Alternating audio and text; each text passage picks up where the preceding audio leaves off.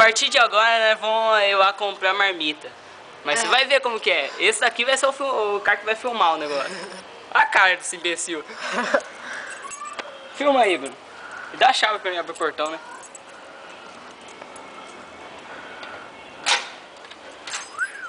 Ó. Dá um ligue. De cima a baixo. Jumpstart. Nossa, mano, tá molhado o bagulho. Jumpstart, né? Hardstart. Tá aí a chave. Dá a chave aí.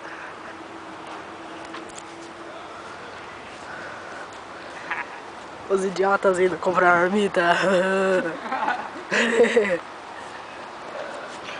Vamos lá. Essa aqui foi pro meu dedinho. Eu vou mandar isso pro meu Deus. Nossa, isso vai ficar da hora. Esse vai ficar pra história. Comprar marmita de coisa. Daqui não tem ninguém, ó. Ninguém na rua. Olhem os idiotas indo comprar marmita. Agora só tá faltando o Biel aqui, Bruno. Então vamos, vai. Tá todo mundo olhando pra nossa cara, que legal. Falta chegar meu pai. Ah! Aí ele te mete o cacete. Ah, ninguém vai não, ué. Vamos lá. Vai. Vamos completar isso aí com essa porra. É. Quero ver ela não acreditar nisso.